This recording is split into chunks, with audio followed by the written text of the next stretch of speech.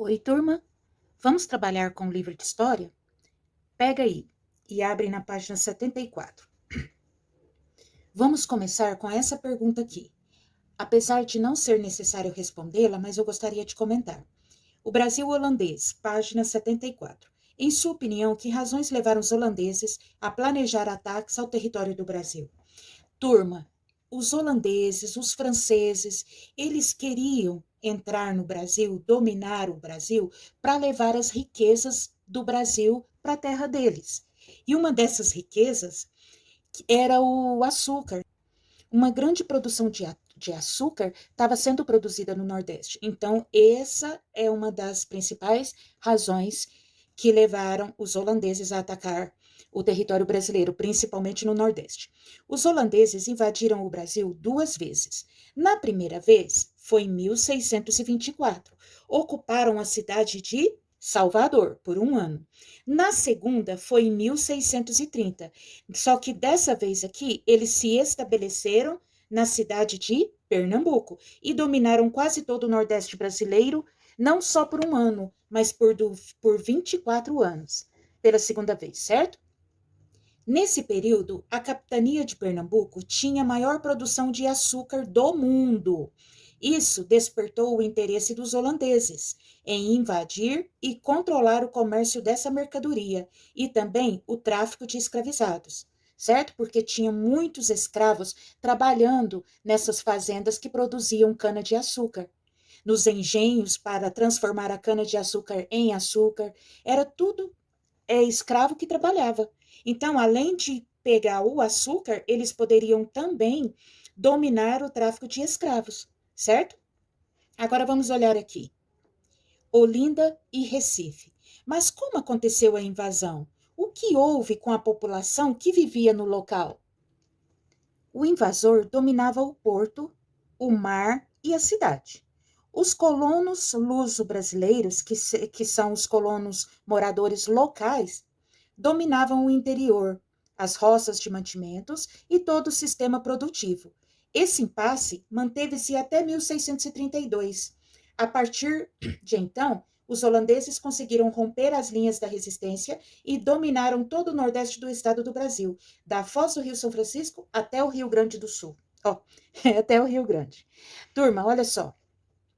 Antes do Maurício de Nassau chegar, esse domínio aqui, marrom escuro, ó, que pega aqui, ele era o domínio holandês.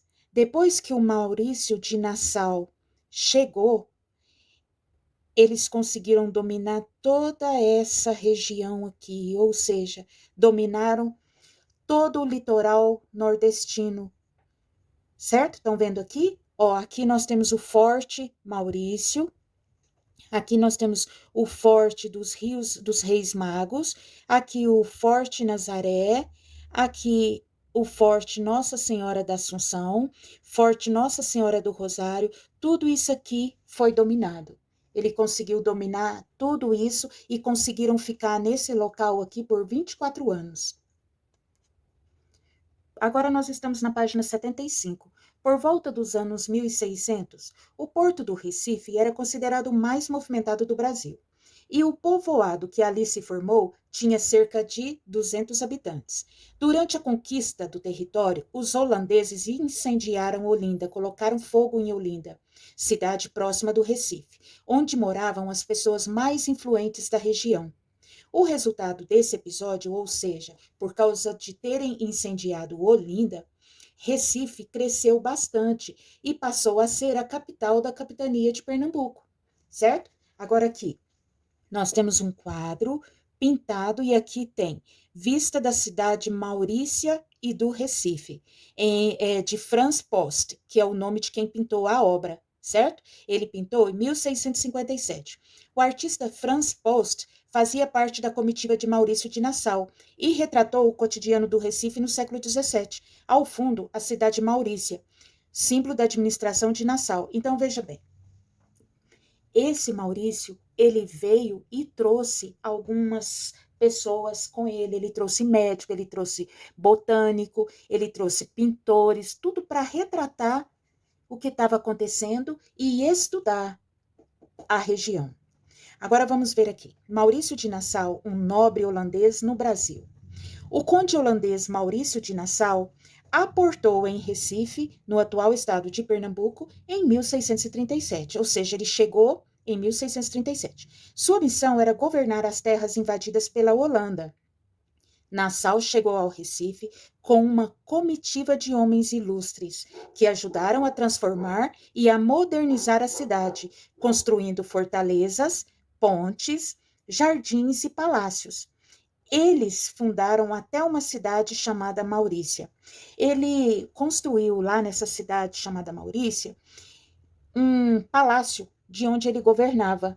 Só que quando os portugueses expulsaram os holandeses, eles estragaram, eles quebraram, derrubaram esse palácio, mas dizem que era muito bonito. Nassau investiu em melhorias na cidade do Recife. Tratou do calçamento de algumas ruas e do saneamento urbano, e proibiu que se jogasse lixo nas ruas e bagaço de cana nos rios e açudes, já que os peixes de água doce eram a principal fonte de alimento da população pobre. Em 1644, pressionado pelos holandeses, Maurício de Nassau foi obrigado a voltar para a Europa, marcando o início de um período de guerras contra a dominação holandesa no Brasil. Em 1654, os portugueses e seus aliados indígenas venceram a guerra, pondo fim ao domínio holandês no nordeste do Brasil. Nós vimos nas aulas passadas que os indígenas se juntaram aos portugueses para expulsar os invasores do Brasil, lembra? Então é isso, turma. Um grande abraço para vocês, fiquem com Deus.